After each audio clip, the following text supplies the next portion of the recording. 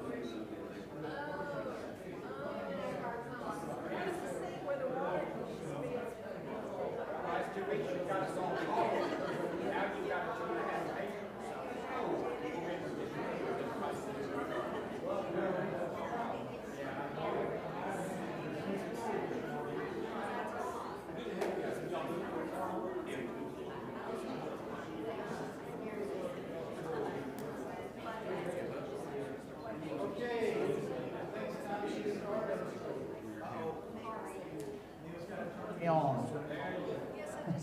Okay, can everybody hear?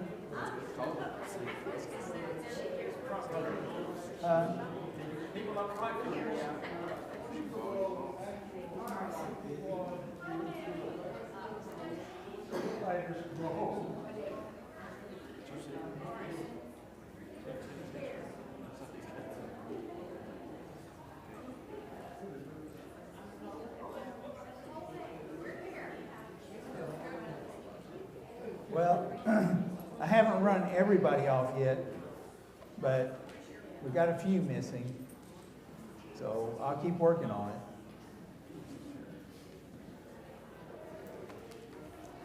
So I was asked to ask you guys to pray for Steve Gilbert. You know, he went off to California, he comes back, and he's falling apart. He's got knee problems, he's got all kinds of sinus problems, so that'll teach him to go to California. So keep Steve in your prayers. This morning we're going to be talking about Abraham. And Abraham, there's a lot to cover. If we get through with Abraham next week, we'll talk about Moses. And then we're going to talk about the prophecy of Christ coming. And then we're going to talk about the promises that Christ actually made to us. So, Abraham today, there's so much material, there's just no way we can read it all. We're going to read little sections, and then certain chapters I'm just going to talk through. So, but that Al said, well, you won't be able to talk today. No, that's not true. I want conversation. I don't want to be a lecturer. I want to generate some conversation. So every class we kind of go through the goals of the class. So I want to do that again. The first one is understanding that faith is more than belief. Realizing that those that God used were flawed people. When God does his planning, it's over a long period of time. And accepting that God is always, always faithful to keep his promises. So let's turn to Genesis chapter 12.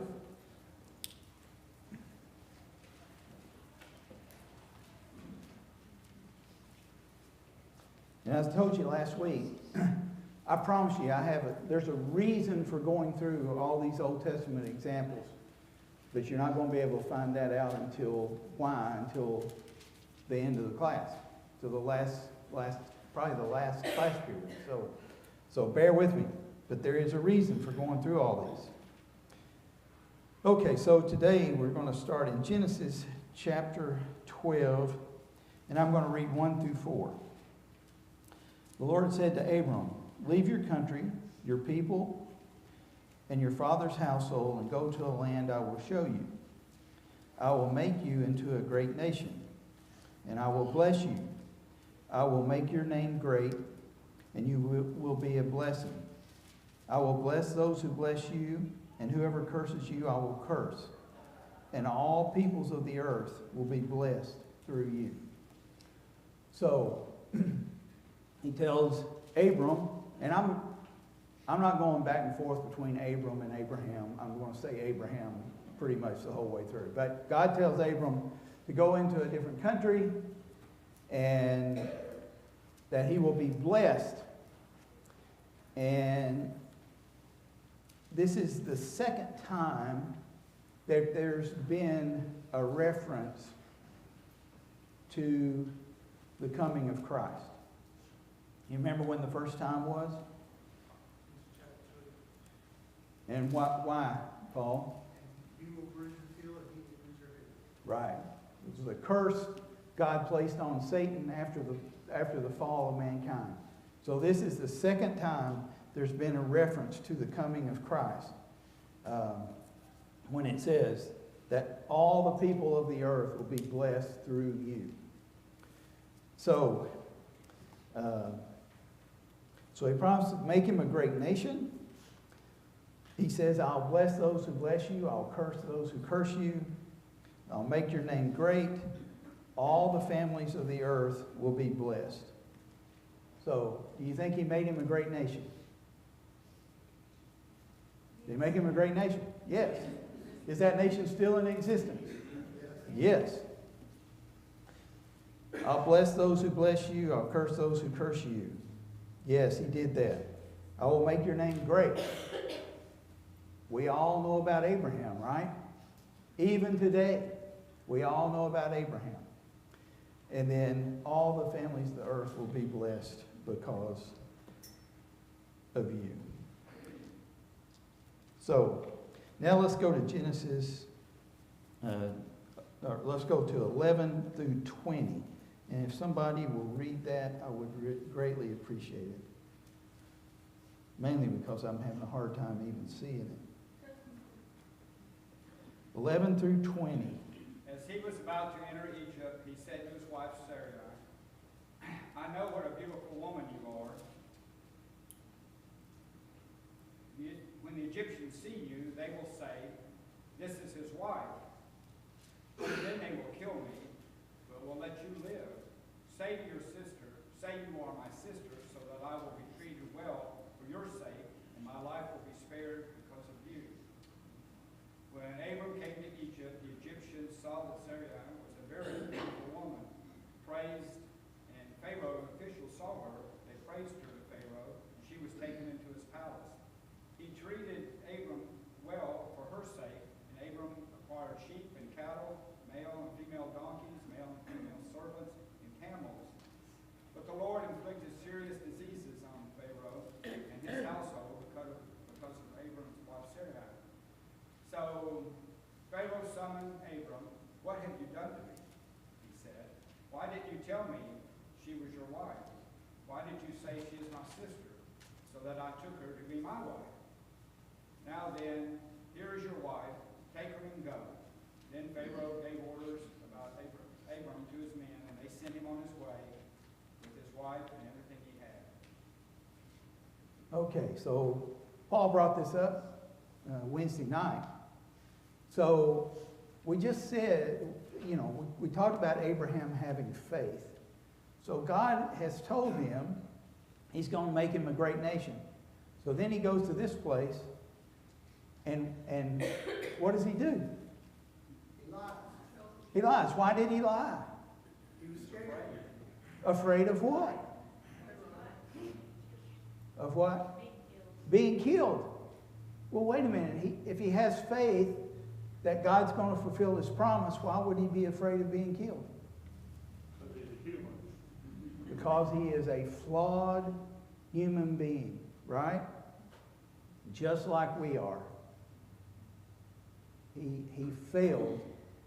He does have faith, but he also has fear because he's a human being, and he lied and said, "She's my sister." And then Pharaoh takes her as his wife, which that's just so bizarre to me. I mean, anyway, I find that really bizarre. That Abraham was willing to allow that to happen. I just find that bizarre. So, Abraham is a flawed person.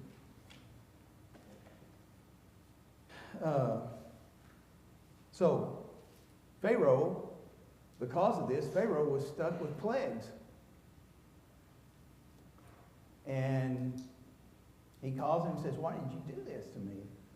Why did you lie?" And Abraham tells him, and Pharaoh tells him to leave. So he leaves. All right, in chapter 15, I'm going to read verses 1 through 6. 15. 15. After this, the word of the Lord came to Abram in a vision. "Do not be afraid, Abram. I am your shield, your very great reward." But Abraham said, "O sovereign Lord, what can you give me since I remain childless, and the one who will inherit my estate is Eleazar of Damascus?" And Abram said, "You have given me no children, so a servant in my household will be my heir." Then the word of the Lord came to him, "This man will not be your heir, but a son coming from your own body will be your heir." He took him outside and said, "Look up at the heavens and count the stars. If indeed you can count them." Then he said to him, "So shall your offspring be." Abraham believed the Lord, and he credited him to righteousness. Okay, so Abram doesn't have any children, and he's afraid that this person that is in his household will inherit his goods when he dies. And he says, "I have no son." And God says, come out and look at the stars. Can you count the stars? You ever tried to count the stars? You know, it seems like when I was a kid, I could see a lot more stars in the sky than I can now. Do y'all? There's more lights around now. Yeah, it's just. The light Of course, I live out in the country, but there's just a lot more light around, so we don't see as many stars. A few years ago, Lori and I were in Yellowstone, and at midnight, I wanted to drive out in the prairie and look up to see how many stars I could see. And even there I was disappointed because it just wasn't as full as I thought it would be. There are a lot of stars, more than I could count, but it just wasn't. You see these pictures. Have you seen pictures of the Milky Way? You know, how many stars there are and everything. It's amazing. I'm not sure. Somebody that knows something about photography, tell me, can they do something with the camera to make it where you can see more stars than we can with our eyes? Is that possible? I don't know. It is possible? Yeah. Okay. Good. Thank you. But anyway, to have offspring that numbered the stars in the sky is pretty phenomenal. What's more phenomenal is that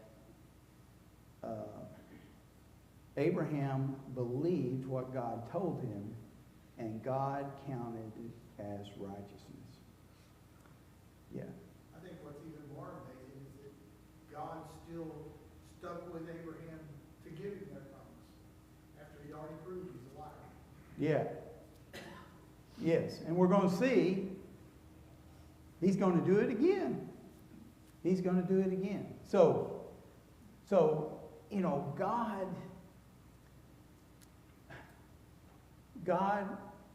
loves us so much that he overlooks those things and he counts it righteousness because Abraham believed in what? What is it that Abraham believed in? It's not that Abraham believed in God's existence. What is it that he believed in?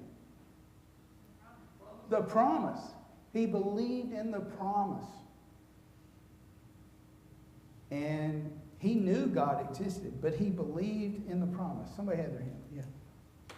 Well, if we think about that in their lives, if that wasn't the same thing that we believe, then every one of us would be lost. Because every one of us would fall. Every one of us make mistakes. Every one of us deserves at some point in their life the wrath of God. Will you bring that back up in about 3 or 4 weeks? Well, would somebody make a note that remind me to bring this up in 3 or 4 weeks? I want you to bring that up. You remember that. Bring that up in about 3 or 4 weeks. All right.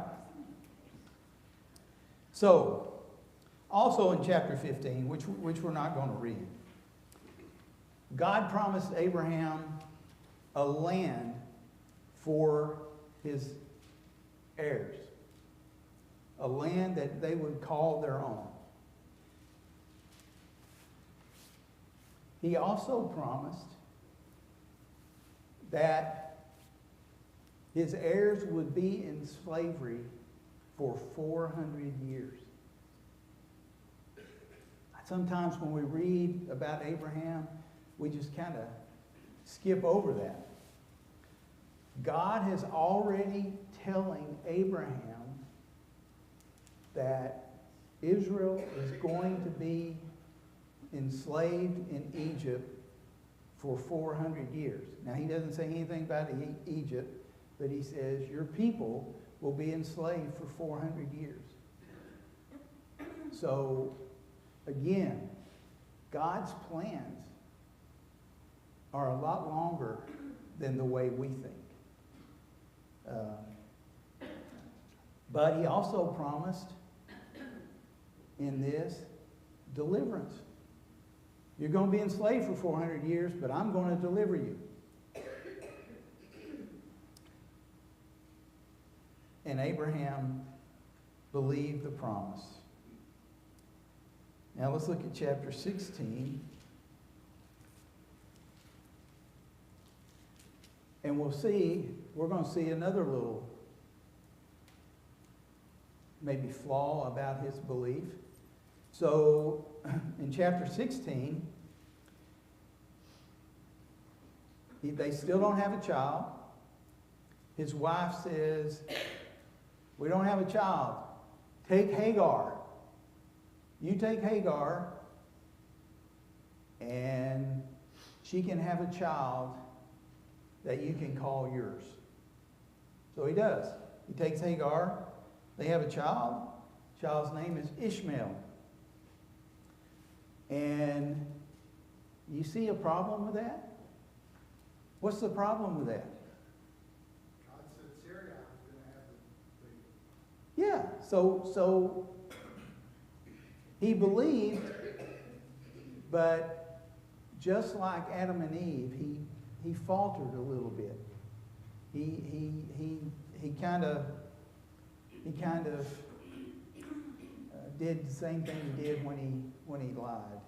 He had a little doubt in his mind. So did Sarah. Sarah Sarah said, I'm too old, you go to this other woman and she'll have a child. Yeah. So now let's go to chapter 17. I'm sorry, I know we're covering a lot here. And I'm going to read starting in verse 1, we'll read through 10. When Abraham was 99 years old, the Lord appeared to him and said, I am God Almighty. Walk before me and be blameless. I will confirm my covenant between me and you, and will greatly increase your numbers. Abraham fell face down, and God said to him, As for me, this is my covenant with you. You will be the father of many nations. No longer will you be called Abram, but your name will be Abraham, for I have made you the father of many nations. I will make you very fruitful. I will make nations of you, and kings will come from you. I will establish my covenant as an everlasting covenant between me and you and your descendants after you for the generations to come, to be your God and the God of your descendants after you. The whole land of Canaan, where you are now an alien, I will give as an everlasting possession to you and your descendants after you, and I will be their God. Then God said to Abraham, As for you, you must keep my covenant, you and your descendants after you for the generations to come. This is my covenant with you and your descendants after the covenant you are to keep. Every male among you shall be circumcised. So God makes a covenant. A covenant. What is a covenant? It's a promise. You know, and everybody in here probably at one time or other has signed a contract. One of the things that is required to make a contract binding and legal is both parties have to give something up. Legal term is consideration. Both parties have to give consideration. Okay, so God is giving Abraham something. What's Abraham going to do in return?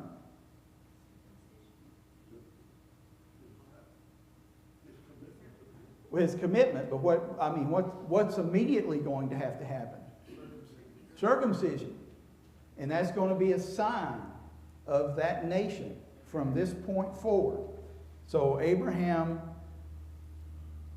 and all of his descendants will be circumcised. And that's the sign of the covenant between Abraham and God. And he's promised a son. And if we read on, he's promised a son. And Abraham, what does Abraham do when he's promised his son? Anybody know? He what? He laughed. Why did he laugh? He's old. I mean,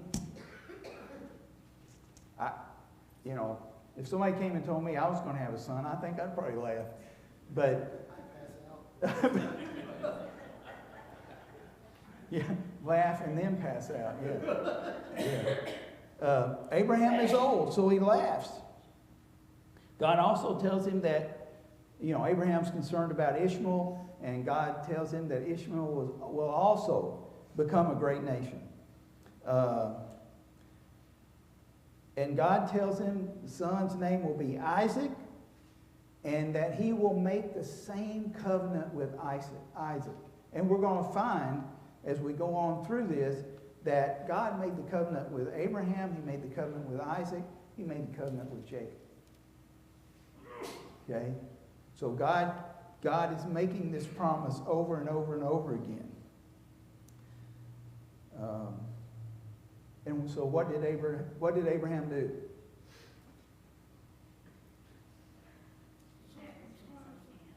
Huh?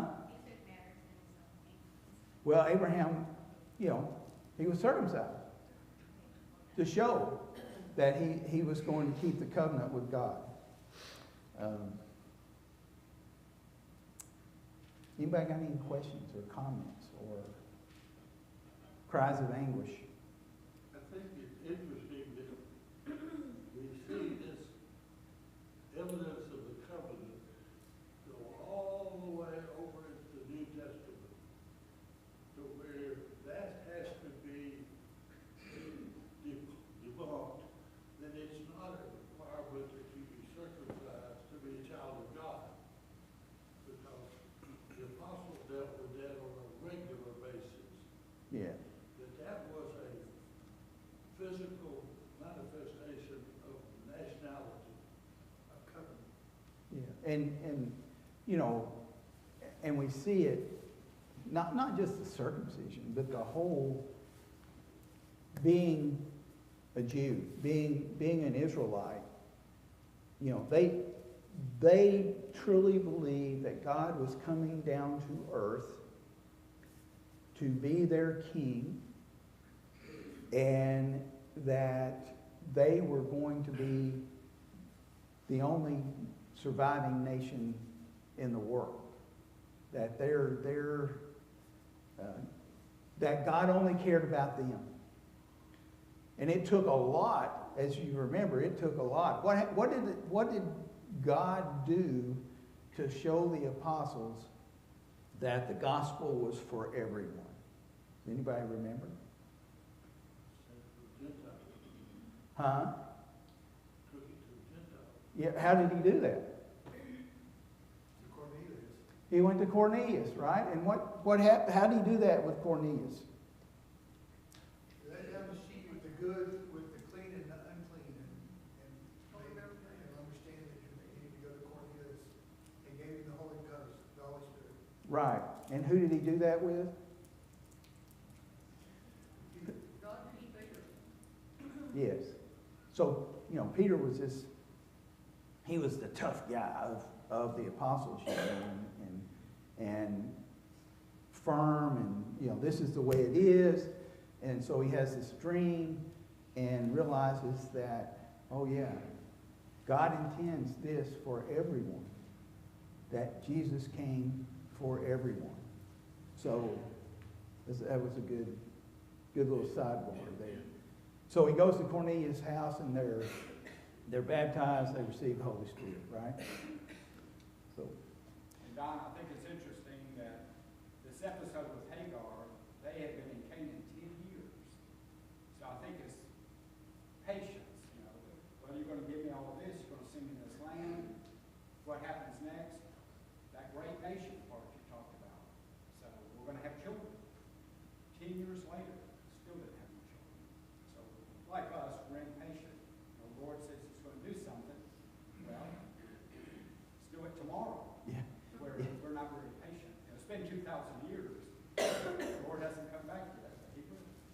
Yeah, and back to one of the goals of the class.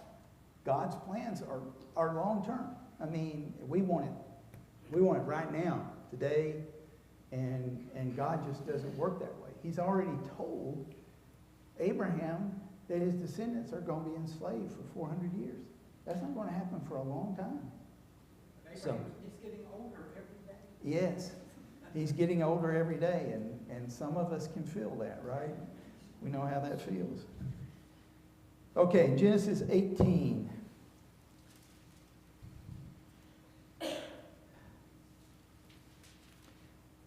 I'm going to read 2 through 15. Abraham looked up and saw 3 men standing nearby. When he saw them, he hurried from the entrance of his tent to meet them and bowed low to the ground. He said, "If I have found favor in your eyes, my Lord, do not pass your servant by. Let a little water be brought, and then you may all wash your feet and rest under the tree. Let me get you something to eat so you can be refreshed, and then go on your way now that you have come to your servant."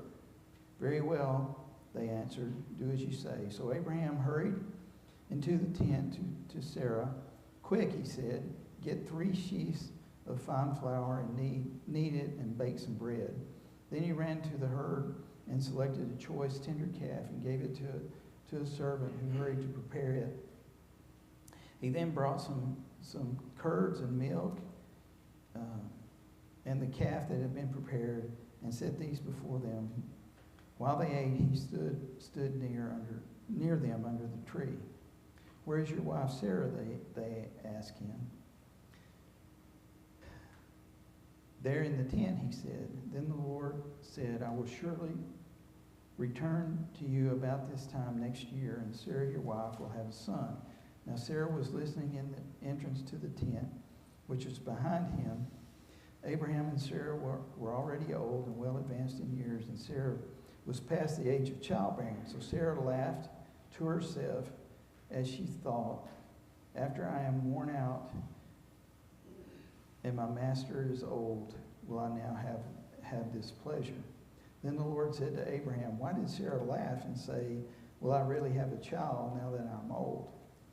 Is anything too hard for the Lord? I will return to you at the appointed time next year, and Sarah will have a son."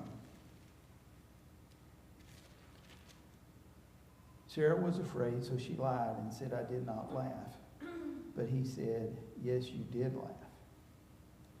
So here we go. We have another case of somebody laughing at what the Lord has promised. They promised the son next year. Sarah laughs, and then she denies it. That's interesting that she denies it. She has a good example, her husband does. Yeah. So Sarah has doubts as well, told to have a son next year. And then later on in this chapter, there's a bargaining session.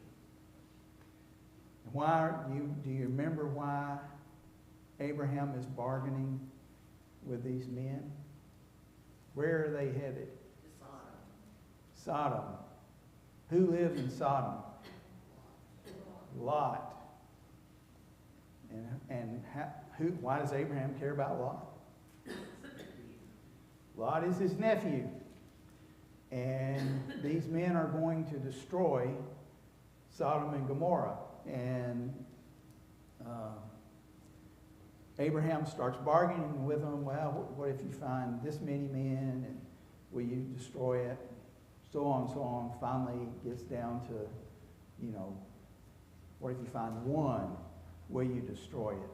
And they say no. Well, anyway, they go on to Sodom, and we all know what happens in Sodom, and they do destroy it. But Lot is spared. Lot's wife turns to look back, as she was told not to, turns into a pillar of salt. So This is not the only time that we see someone bargaining with God. We see it at other times as well. So let's move on to Genesis chapter 20. And I apologize because there's just so much to cover here. It's just really hard to read everything. So in chapter 20, once again, Abraham goes to a new land and he tells Sarah to say, "You're my sister." Even after all this, he does it again. And she becomes the wife of Abimelech, the king, and God causes Abimelech to have a dream, says you will die if you do not restore Sarah to Abraham. So Abimelech goes and questions Abraham, says, "Why did you do this?" And what does Abraham do? Does anybody remember what Abraham does?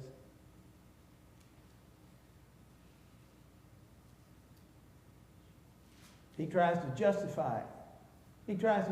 Well, she is my sister. She's the daughter of, I can't remember The exactly. daughter of my father, though not the daughter of my mother. Right, that's right. So he tries to rationalize it. You know, have we ever seen this before? Seems like there was this guy named Adam who said, he said, "It's not my fault.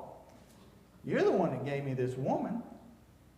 So human history just repeats itself over and over and over again, doesn't it? And we'll see that as we so we're going to talk about some more of the people that God used, and we're going to see over and over and over again their faults. Yes, here. I think what's interesting is this, there in chapter 20 and verse 11, how Abraham responds when he's asked, "Why did you do this?" And he states here, "Because I thought surely the fear of God is not in this place." And My question is, okay, Abraham, you didn't think that Abimelech knew God or feared God. What about you? You just had an experience back then. yeah. This in my mind says, well then, where was your fear? Yeah. You know? Yeah, and not only that, you've been promised all this stuff. Yes. So you know, he had to try to rationalize it, and he like we all do, he knew what he had done was wrong. But he wanted to somehow rationalize it. And, you know, maybe she was his sister, but it's still deceit. Okay? A lie is deceiving someone. So Abimelech restores Sarah to Abraham, and not only that, but he gives Abraham a whole bunch of stuff. And then he asks Abraham to pray so that God will not destroy him. And Abraham does, and Abimelech is restored. All right, chapter 21, Isaac is born. And now he's just lied, but Abraham hasn't forgotten the promise. And he hasn't forgotten the covenant. So Abraham is born, and when he is 8 days old, Isaac is born when he's 8 days old. Abraham circumcises him. Then there's this conflict with Hagar, and so Hagar and Ishmael are sent away. And of course, Ishmael does eventually have a great nation of his descendants. Now we're going to talk about the offering of Isaac. So I don't have time to read it, but it's in chapter 22. So, God tells Abraham that he wants him to sacrifice Isaac.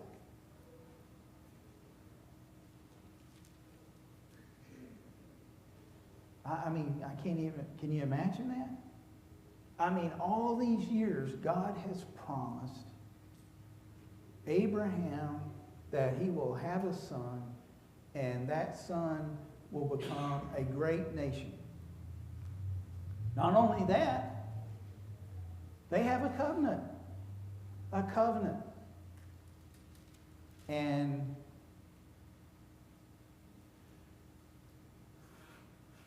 Abraham takes Isaac, and they go, and he you know, takes some wood, and he goes, and Abraham is getting ready to kill his only son. There's an interesting little parallel there. His only son. Who else? So, he's getting ready to kill him. He's told not to do so. And, by the way, he tells Isaac on the way, Isaac says, hey, we don't have anything to sacrifice. And what does he tell Isaac? God will provide. Okay, so anyway, he's getting ready to kill Isaac. He's bound him. He's getting ready to kill him. And he's told to stop. And he stops. And there just happens to be a lamb for the sacrifice. So, what was this? What was this? Why did he do this? Why did God ask Abraham to sacrifice his son? Test his faith. What did you say, Ken? It was a test. It was a test. And did Abraham pass? Okay, so God's plans are long. Took a long time to get Isaac. And in that time, Abraham did these things that he shouldn't have done, but God kept working on him. God kept working on him. He kept maturing him. He kept getting him to where he needed to be. And he got there and was willing to kill his son. That's what God does with us. It's what God did with the Israelites. How long did it take them to finally get into the promised land? How long? 40 years. 40 years. They wandered in the wilderness. Why?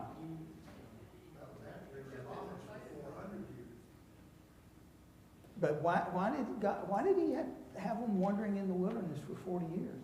And let the generation that didn't believe die off.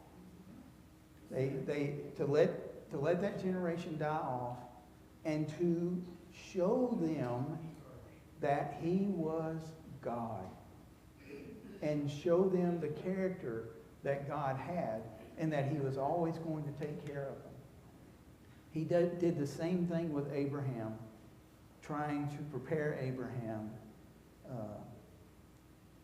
to have faith in his promise. And again, he does the same things to us. So Abraham did have faith in the promise. And real faith results in action. Okay? If you really have faith, there's some action that is required. So, Abraham was found to be righteous. We can read over in Hebrews about how Abraham was found to be righteous because of his faith. Faith in what? The promises Faith in the promise. Abraham knew God existed. Okay? But Abraham had faith in what God told him. He had faith in the promise. Noah. What did Noah have faith in? He had faith that God was going to bring the flood, right? And that God was going to allow him to live. He and his family. Abraham believed in the promise. And we're going to see next week, we're going to talk about Moses. And Moses is long. But we're going to talk about Moses. We're going to talk a little bit about some other people some descendants of Abraham, and see that they had flaws as well. But then we're going to talk about Moses, and we're going to see the faith of Moses as well.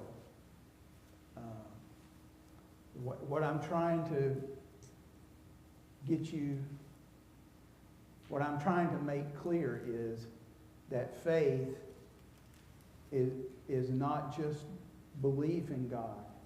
Faith is believing in the promises of God, and that He is going to fulfill those promises just like He did with Abraham.